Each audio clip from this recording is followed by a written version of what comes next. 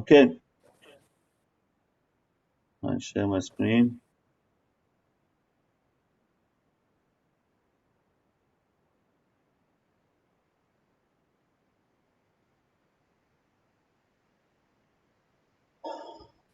Okay, hello everyone.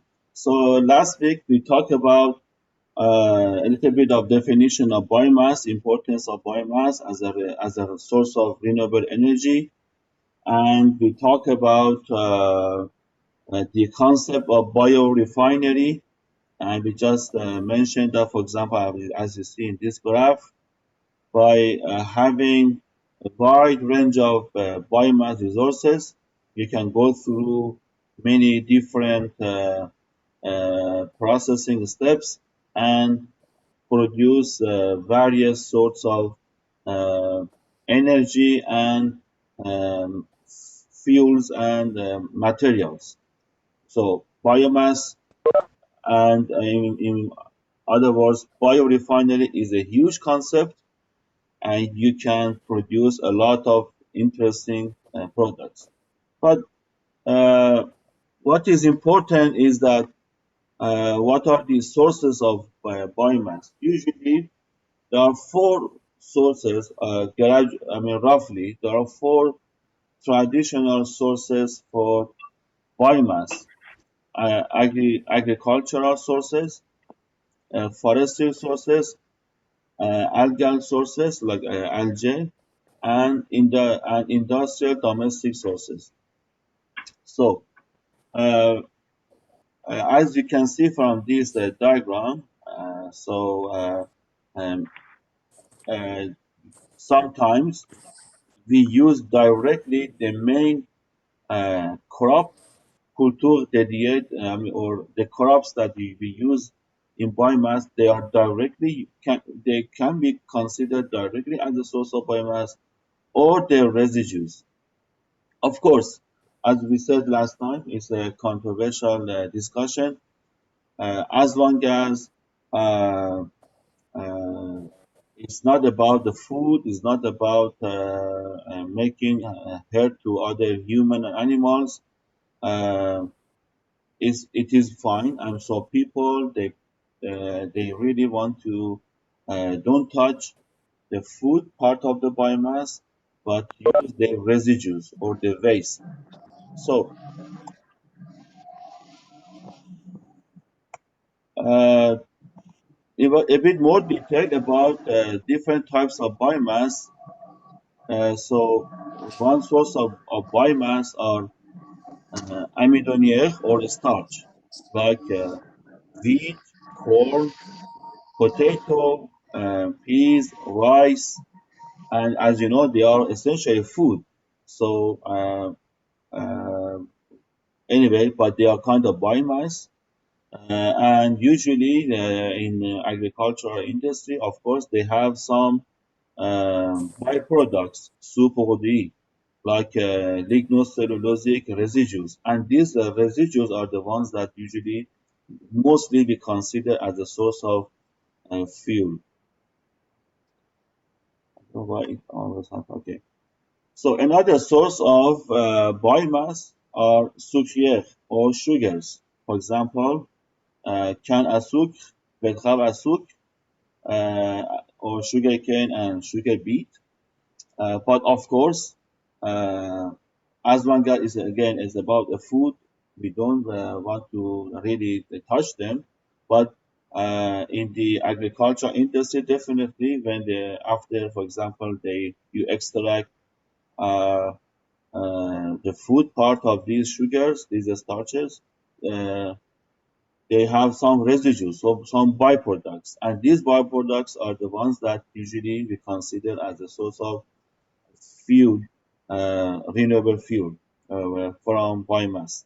For example, byproducts from sugars are like syrups of sugarcane and sugar beet, doresh or distillers grain, bagasse, and lignocellulosic residues.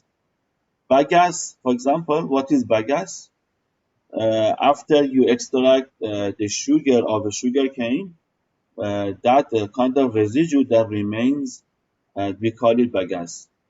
By the way, there are a lot of terminologies in biomass field, so you have to familiarize yourself with some terminologies uh, that are in order to familiarize yourself with terms in biomass conversion, because some of them are related to agricultural fields, forestry fields, some of them are related to biological stuff.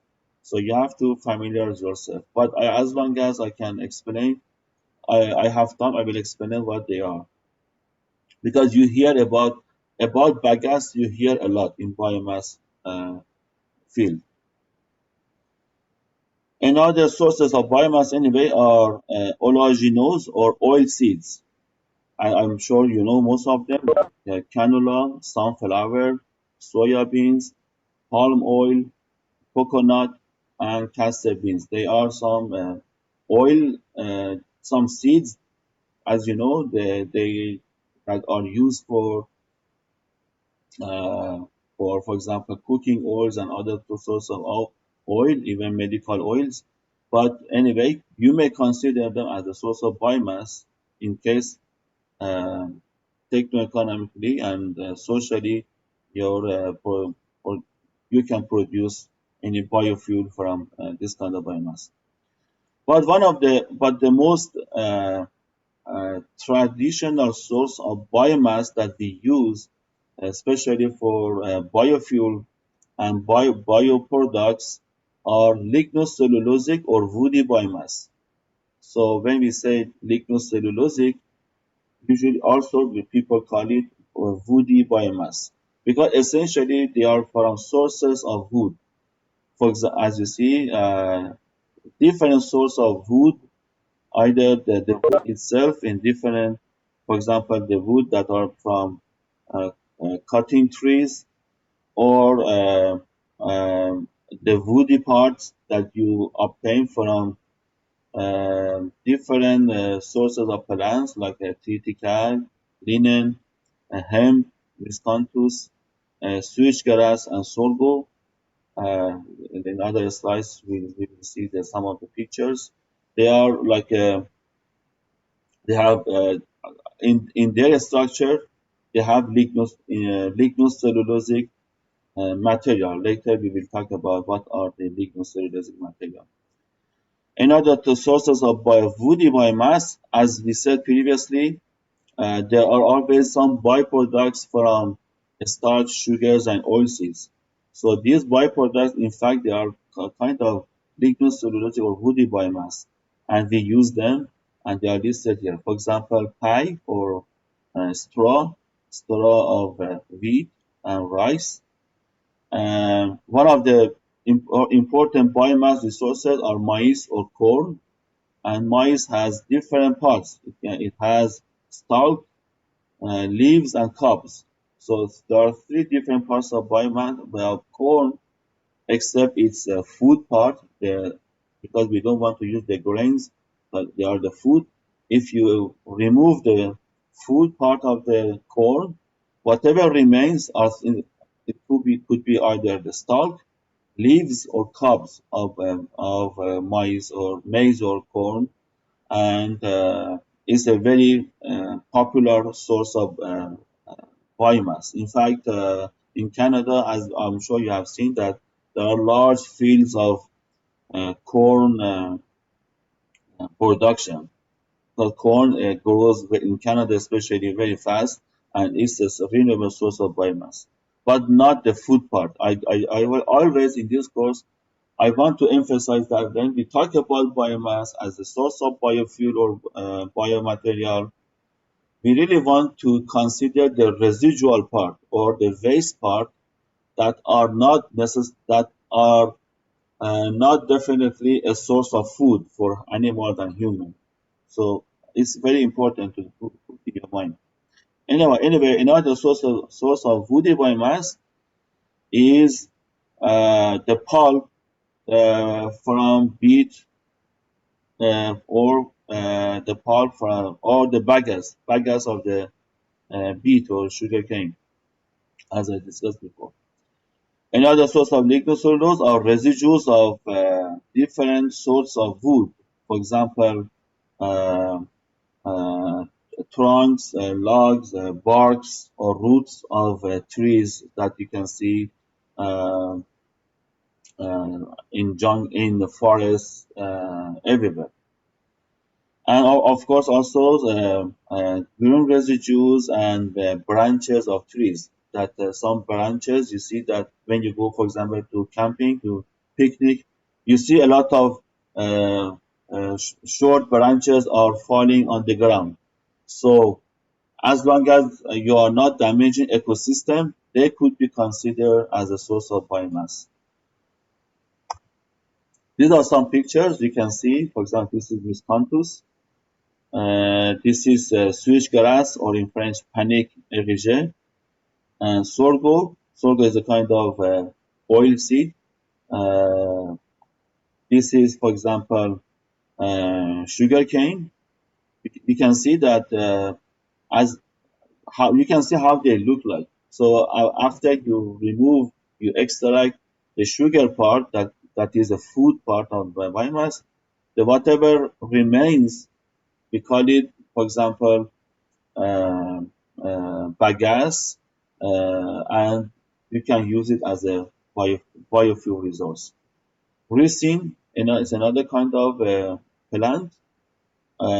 This is a cotton or cotton uh, products, cotton crops. You can see after you extract the cotton part, there whatever remains as a residual can be used as a biomass source. This is a kind of flowery crop or lean. This is triticale. Triticale is a kind of is a hybrid of wheat. Looks like wheat, but it's not necessarily wheat or blé in French. It's a special source of biomass. Chanvre or hemp, they are kind of cannabis kind of crops. Again, after you remove the main source, that it can be used for medical purposes or even other food purposes. The whatever remains can be considered as a source of biofuel. Let's now talk put our focus mostly on lignocellulosic biomass. Why? Because as I said, regardless of the source of biomass, either it is uh, sugar, starch, or oil seed, or even woody biomass.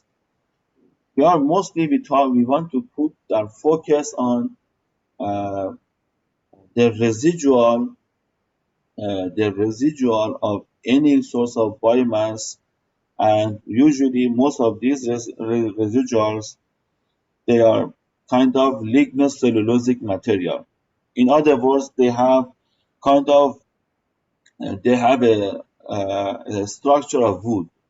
So when we say wood, in your mind, you should not always consider when we say wood, we are considering a tree or arbre.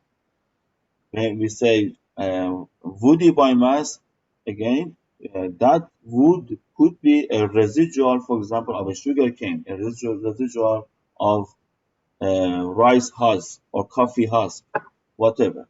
That's why these lignocellulosic material in general can be classified in two forms of bois résineux or softwood and bois de feuille or hardwood. You can have softwood biomass and hardwood biomass, or I mean woody biomass or lignocellulosic biomass. So there are different. Some examples are mentioned here. In general, there are three important parts in lignocellulosic biomass. One part is cellulose, another part is hemicellulose, and then the lignin. So what they are, we will see now on the next slides. They are usually natural polymers that exist inside in the structure of a lignocellulosic biomass. And this picture here gives you an idea how it's not exactly the same. It is. It's just a schematic of how these three parts of a lignocellulosic are together. Usually, uh, cellulosic part of woody biomass is, which is mostly of the glucose rings, are as a spread uh, inside inside the woody biomass. As you know, cellulose is very important for the life of the plants. But and hemicellulose is a kind of natural polymer that puts cellulose parts all together.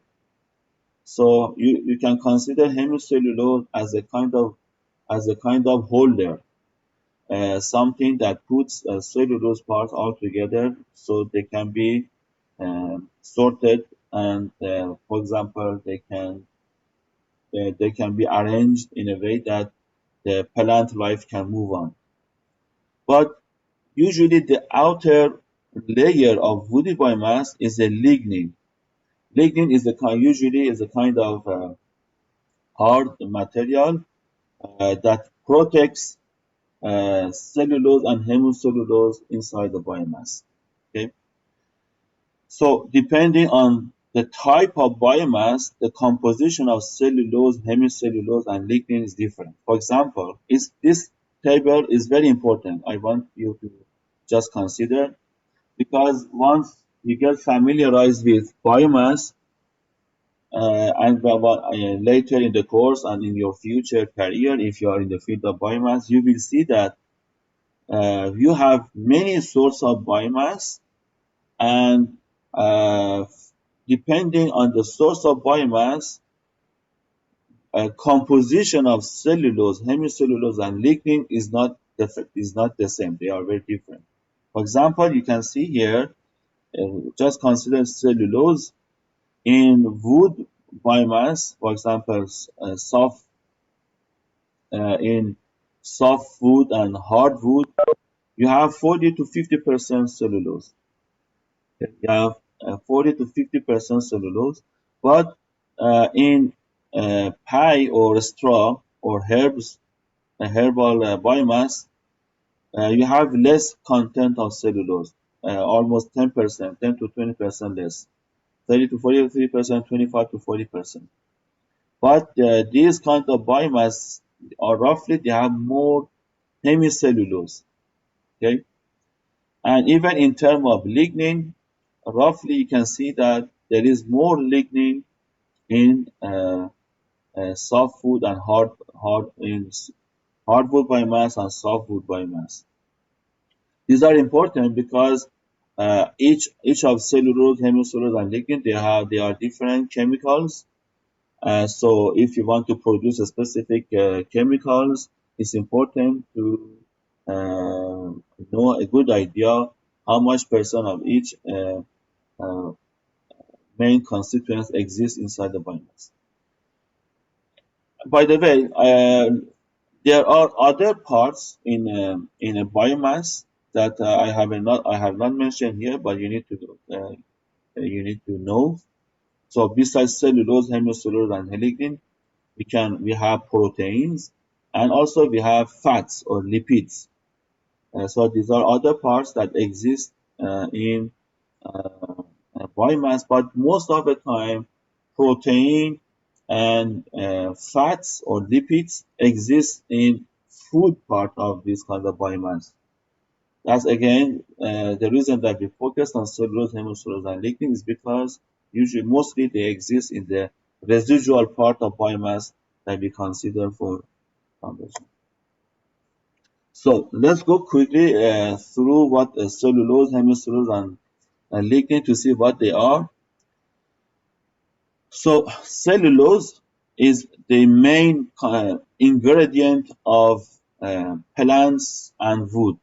Is the main ingredient, and in fact, as you know, cellulose itself is a source of sugar, and in fact, it's the polymer of glucose.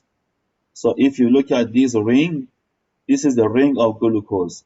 In fact, cellulose with the general formula of C6H10O5 with n time repetition is the is is what cellulose is about.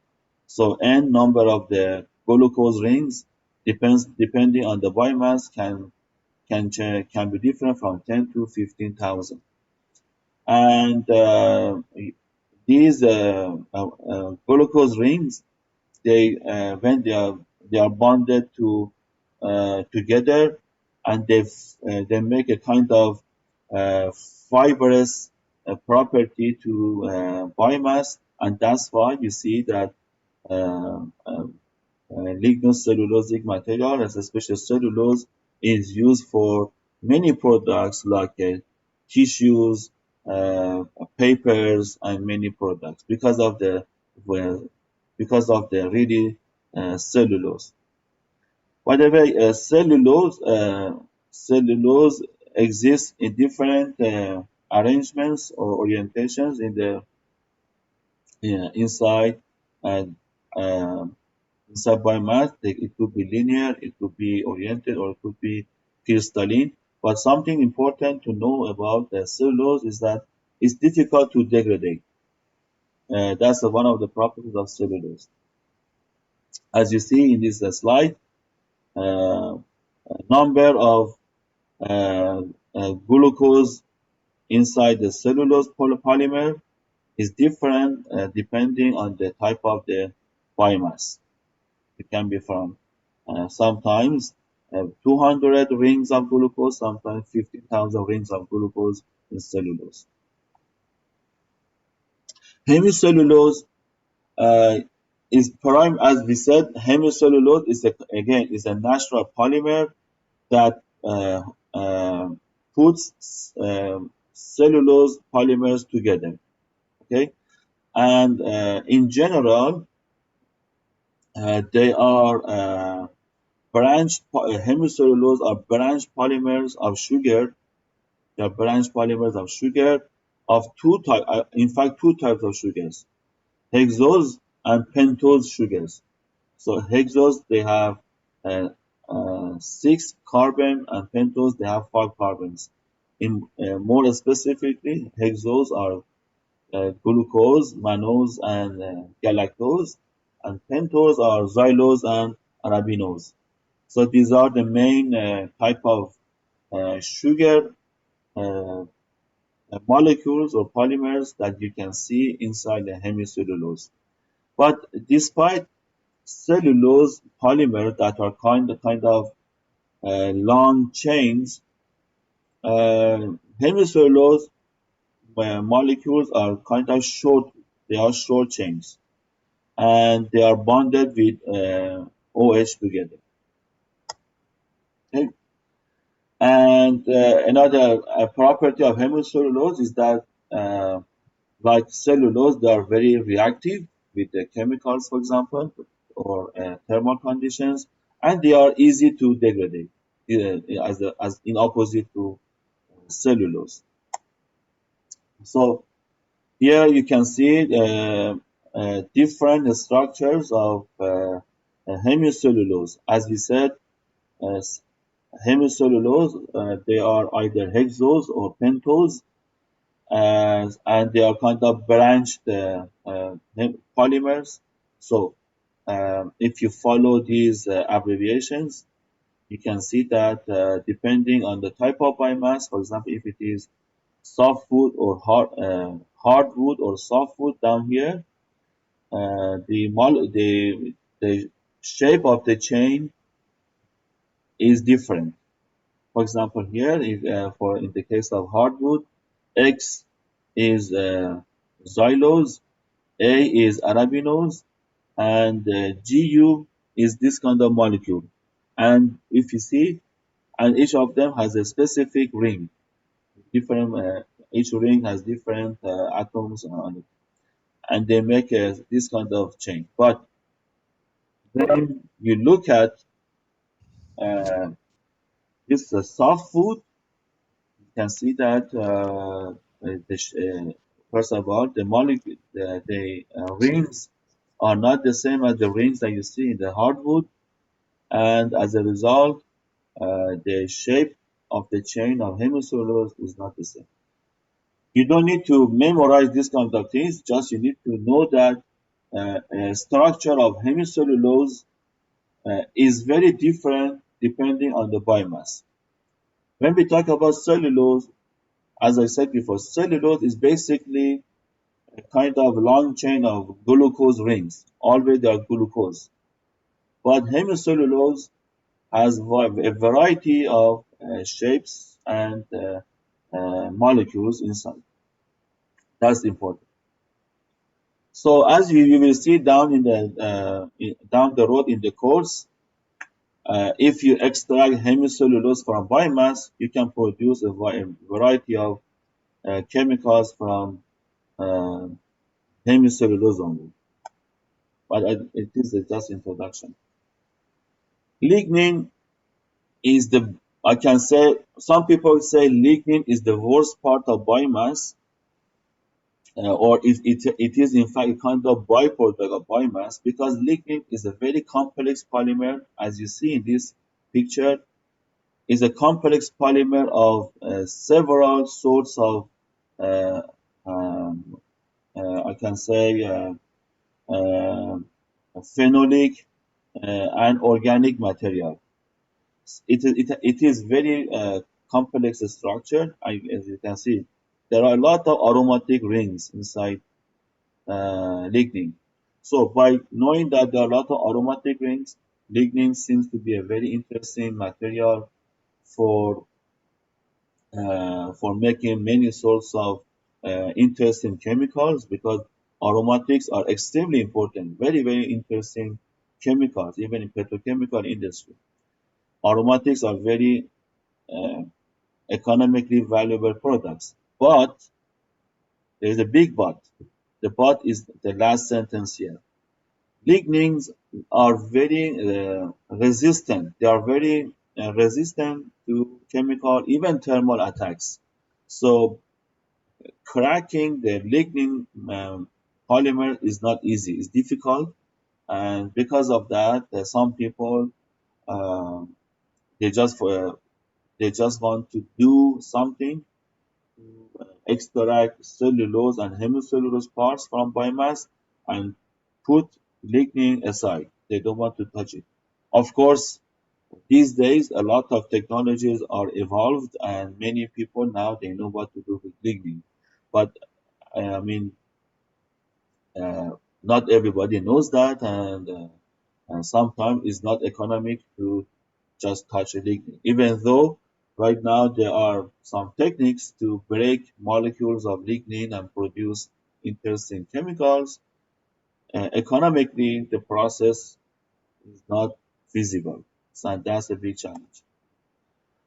Again, if even though lignin is a very difficult material, but there have been, as I said, there have been a lot of progress. For example, by combustion, by pyrolysis, by sulfonation, by melt spinning, pyrolysis activation, by hydrolysis or by hydrogenolysis. There are the different processes that are applied, and different products have been produced, but most of them are in lab scale. For example, phenols, resins, carbon fibers, vanillin, phenols, adhesives, binders, syngas. A lot of products have been produced in lab scale with lignin, but because, as I said, its cracking is not easy, sometimes in industrial scale, it's not feasible. So another source of biomass, anyway, we discussed before, are starch or lamido. So usually this kind of biomass exists in uh, plants like wheat, corn, rice, and uh, potato, pomme de terre. But as I said, it's a challenge if you want to use this kind of biomass as a source of biofuel. But uh, if, for example, you use this kind of biomass just to make another source of food or a source of medicine for this kind of purposes, yes, maybe then you can justify that uh, using this kind of biomass is okay, is good. But anyway, this kind of biomass, starch, in general, it has two types. Either they are uh, linear chains of glucose, or they are, and we call them amylose, or they are branch chains of glucose, and we call them amylopectin or amylopectine. And these are two types of starch or lamidone that exist in nature. So this is just a picture about rayon. Rayon is a sort of uh, synthetic fiber that has been produced from wheat or cotton, and or even from the cellulosic part of the wood, and it is a kind of a specific biomass material that people use for making different products. But this graph here is important. I want to draw your attention. When we talk about, if you notice, talking about cellulose, hemicellulose, lignin, even starch, we are talking about polymers. Okay. Traditionally, when we hear about polymers, we think about plastics or rubber, mostly plastics, because our life is not possible without plastics these days. Either polyethylene, polypropylene, polystyrene, anything. But most of the plastics that we use, the synthetic plastics that are produced from usually fossil fuels, they are not biodegradable. Okay, if you want to compare the polymers that exist inside biomass, if you want to compare them with the synthetic plastics, for example, we have to consider them from uh, two spectrums. First of all, uh, plastics that we know, they are from petrochemical raw materials, like for example from natural gas. But uh, lignin, hemicellulose, and cellulose, they are uh, uh, natural polymers from biomass, which is a renewable material. This is first thing. So the one source could be renewable, one source could be non-renewable. Second spectrum that we should consider to compare them is that usually almost all plastics that are produced from fossil fuels are not biodegradable. But uh, most of the plastics that are produced from biomass materials, like for example from cellulose, lignin, or hemicellulose, they are biodegradable. That's advantage. So that's why this graph is very interesting. This graph, it has four zones, as you see, for depending on biodegradability and renewability of the source of the material. As you see in this zone, all the conventional plastics are listed like PE, PP, and PET.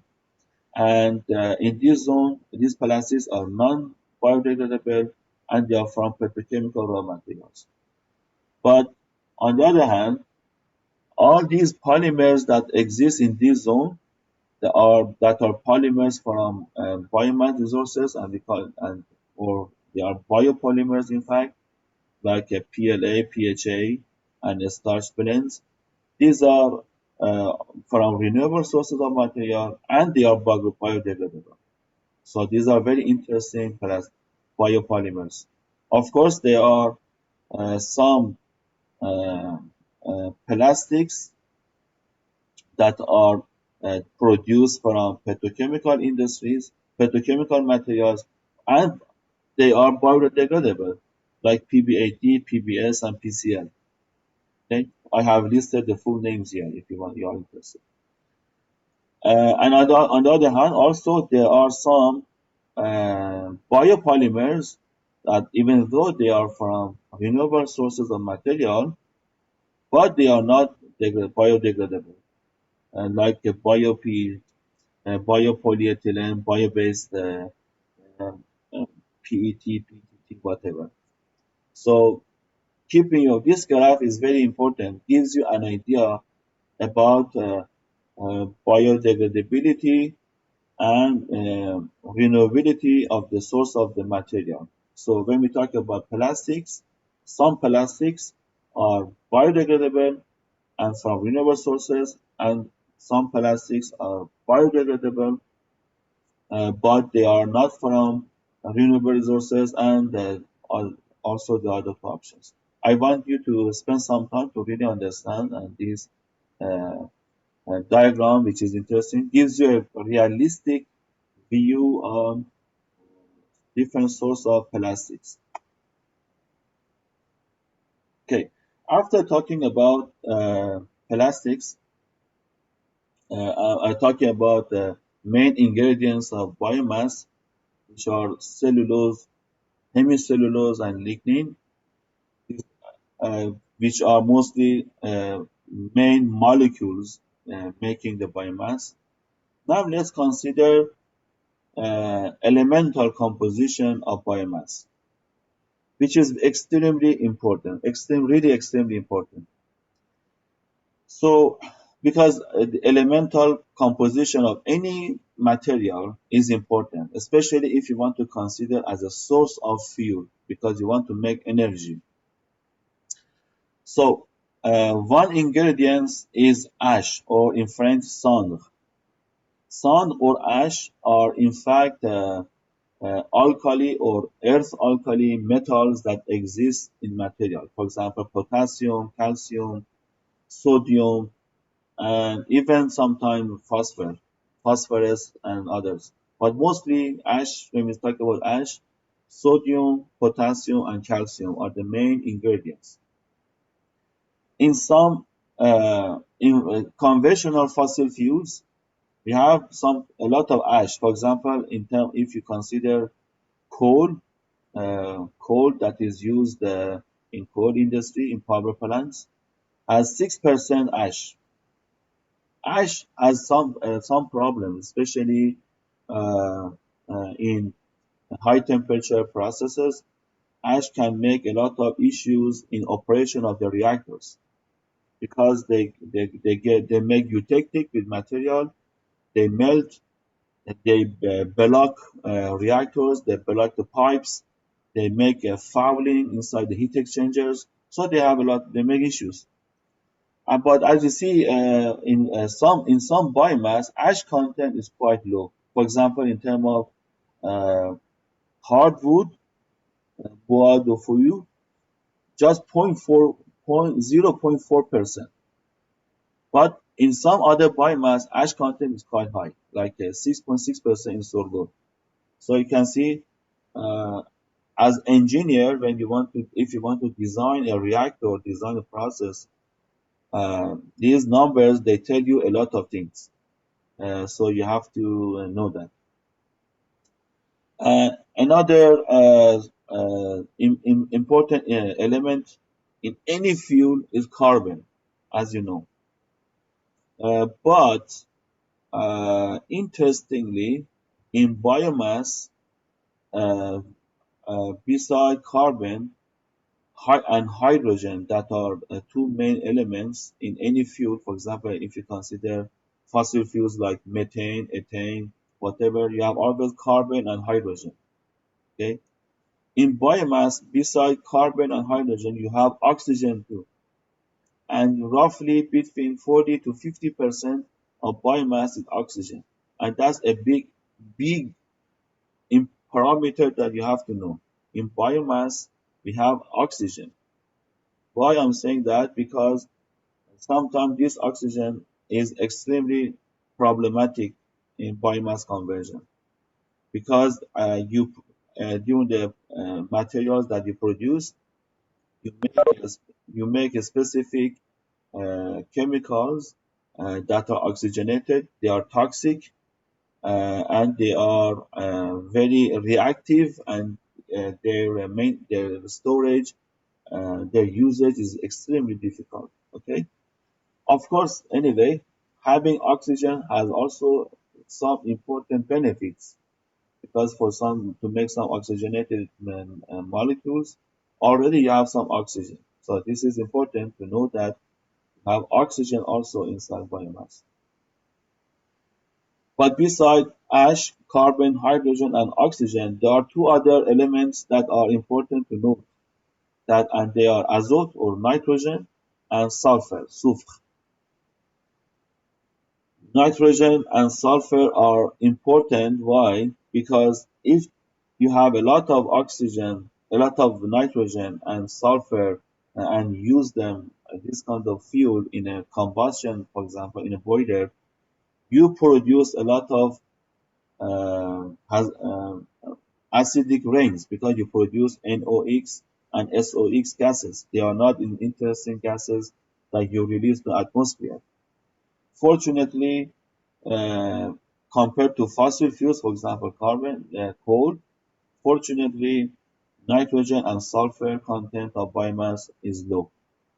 So you produce less, for example, SO2, SO3, NO2, NO, N2O5, these kind of SOx and NOx gases.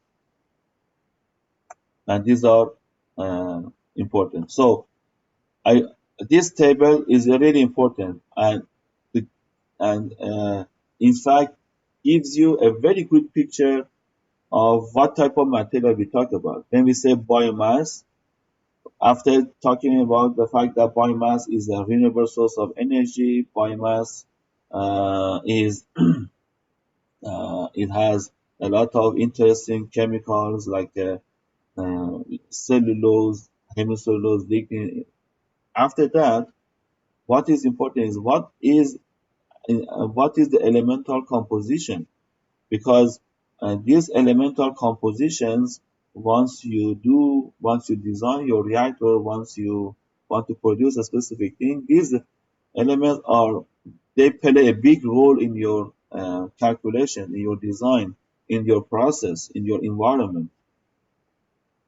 Okay, another important property of biomass, as any other source of fuel, is heating value, or calorific power of the fuel. Usually, we say heating value. Heating value is the amount of the energy that is inside 1 kilogram of the mass, or per unit of the mass, so that if you burn that fuel, that energy will be released. Okay, so this is the energy content of per unit mass of any fuel, heating value. And as you see in this table, uh, there are several sources of biomass are compared with coal, for example, bituminous coal. As you see, even though the coal it still has the largest energy content, but is really competitive. I mean, the biomass is a good source of um, energy itself. Uh, but of course, we will talk about it tomorrow or next week. That uh, in biomass, you have some water content, you have moisture. So if you have moisture, the energy content will be less. So that you need to do drying and to get rid of the water content, the moisture.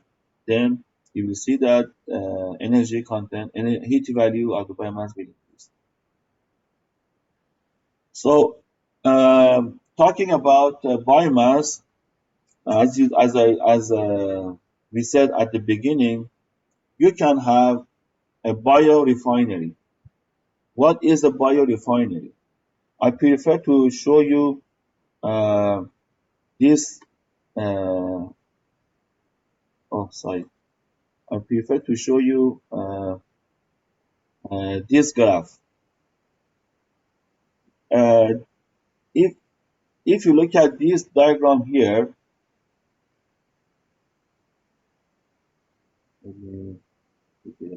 this diagram shows uh, main or upstream fossil fuels, for example, petroleum, natural gas, oxygen, and nitrogen. By just having a crude petroleum oil, natural gas, and these two gases, okay, as just two upstream raw material, you can see that many uh, kind of productions can be produced, and for many different applications, for textile, for seafood, transportation, housing, recreation, communication, health and hygiene. A lot of chemicals can be used by this kind of fossil fuels. This is the regular refinery that we know. But of course, the same thing happens by biomass. As we said, when we talk about biomass, you have starch, you have hemicellulose, cellulose, lignin, oil or fat, and protein inside biomass. By extracting all these ingredients of biomass, you can produce many different uh, uh, material that previously you used to produce from fossil fuels. If you remember the previous page that I showed you, same kind of applications uh, you can find with natural gas, with fossil fuels, products for environment, products for communication, products for housing, and many other things. So biorefinery means uh, any factory in general, any factory in which you take one raw biomass material and you produce a chemical or energy product. And this is the biorefinery in general. So there are different definitions in this slide, uh, but what I just told you is the really the overall definition. Biorefinery is any complex where you produce different products. As you see here, for example, in terms of material that you can produce from wood, or pulp and paper, steam, electricity, biofuels, and chemicals that you can produce. So this slide is the continuation of the previous talk that I had. Uh, uh, I just want to just say something on this slide. When biomass conversion started to be as a source of, I mean, when biomass is, when the people started, in fact, to consider biomass as a source of energy or material. So their vision at the beginning was, okay, they want to use one source of biomass and produce one specific product. In the second step, they said, okay, we use only one source of biomass and we produce not just one product, more than one product. But in the third generation of biorefinery, now people say uh, we use not just one biomass, we use different sources of biomass and we produce different sources, different types of products. As I showed you in a few moments ago in that page of the biorefinery. This picture in this slide is just a very simplified vision of a biorefinery where you can produce different types of material just from biomass from forest residues, for example, from woody biomass. You can, if you, for example, extract hemicellulose and cellulose from hemicellulose, you can produce ethanol, butanol, furfural, xylitol, and other polymers. From cellulose part, we can produce pulp and paper and other cellulosic materials. And from the lignin part, from the lignin, we can produce uh, uh, specific chemicals because lignin, as we said, it has a lot of interesting organic and aromatic materials. But also, of course, you can also use lignin, for example, in a thermochemical process, for example, pyrolysis, gasification, or combustion, to make electricity, steam, syngas, and other biofuels. So this is a very simplified vision of the biorefinery. But in fact, as I said previously several times, with biomass, we can make many products. So there are some other slides. I don't want to go to detail. You can read the others. The next slides are really easy to understand. I just want to talk about biomass in Canada. In Canada, we have a huge source of biomass. We have in total almost 400 mega hectare of land covered by biomass, and I mean by woody biomass, in fact, by forest, by forest. And in other words, uh, uh,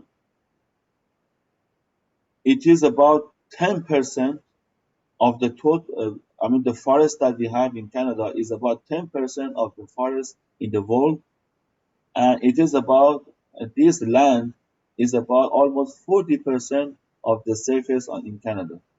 So we have huge source of biomass in Canada.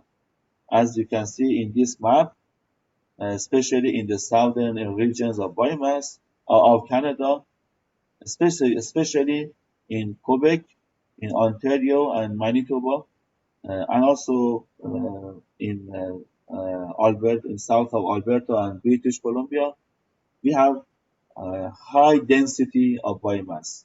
And so this is why biomass is very popular in Canada. And by the way, a lot of progress that has been appeared in the past 20, 30 years in the world of biomass conversion, in fact, has been in Canada. So Canadians are pioneers in this area. There is an interesting mapping tool that maybe today, if you have time or not, next week we will use. Ariane will help you. This interesting mapping tool is there to help you to identify uh, uh, what sort of biomass you have in different regions in Canada. And this is very interesting, especially if later in future you want to be in the field of biomass conversion and you want to have some statistical information, what type of biomass you have, uh, what quantity of biomass you have, you can use it. Okay, so the rest is okay. Another source of biomass, anyway, is about algae or mostly micro algae. Algae. When we talk about biomass, the problem is. Sorry, I forgot the previous slide. When we talk about biomass, of course, biomass has a lot of advantages, especially, for example, if when you are doing harvesting. So, in fact, you are renewing the productivity of the land, and you don't and you avoid production of bacteria. So, harvesting biomass is interesting, but biomass harvesting uh, can have some issues. For example, you may damage fertility of the soil, and you may cause some erosions on the land. That's why some people, as alternative to biomass, in for example uh, agriculture and forestry residues, they consider seed or water sources of biomass. that is mostly algae. Algae uh, is a specific source of, you know, as you know, biological material that people use. Of course, there are different techniques: folliculation, microfiltration, and centrifugation to extract algae from the sea. They use different techniques to extract algae from the sea, and they do the same chemical, thermochemical, or biological processes to extract interesting chemicals. So, in other words, algae, even though it is a from is inside is found inside the sea, is another source of biomass that some people consider. This slide is important, and I want you to really pay attention. Maybe this is really the message that I want to transfer today, and the reason that I wanted to talk with you today is about sustainable development. So when we talk about biomass, again, biomass could be a controversial discussion, controversial subject, because people say, okay, you want to use biomass as fuel to heat up your home, but there are some people around the world who don't have food. But what is important is that anything you do, anything you do as engineer, you have to consider that it is sustainable. In French, we say durable, développement durable, or sustainable development. What does it mean? If you look at these diagrams, there are three circles: ecologic circle, social circle, and economic circle. Okay. If you do anything that is okay in terms of environment and in terms of social aspects, we say that is a vivable process. Okay, but if you do anything, any progress, any technology that is environmentally and economically okay, we say it's a viable process. And if uh, anything you do is economically and socially okay, we say them they are equitable, they are equal work. But if you want to have something really durable or sustainable, it has to be viable and equitable. So I mean viable, livable, and equal. That's when you say your progress is sustainable.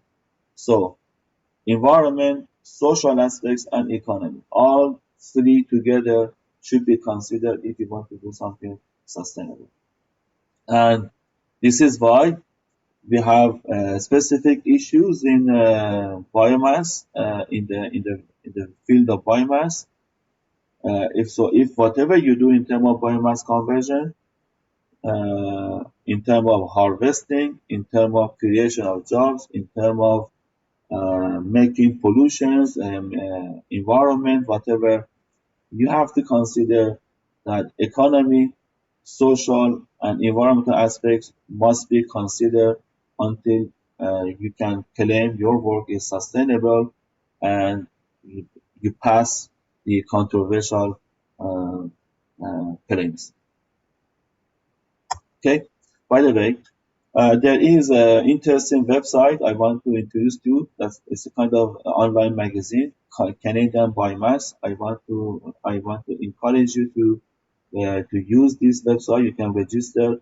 There are a lot of interesting topics in the area of biomass. Again, I want to emphasize that in Canada we have a lot of progress in the field of biomass, and I'm sure you will really enjoy, because biomass is still, even even though there are thousands thousands of research done in the field of biomass, it is still quite young, in my opinion, and there are a lot of progress ahead of us, and we can really make enough fortune and science. Okay, thank you. So we can have uh, almost we can be back at 9:40. We can have a short break, and then Aryan will talk about the TD of today.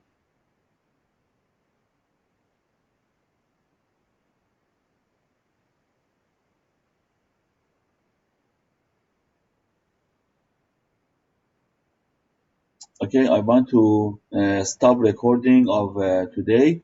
But if you have questions during the break, please don't hesitate.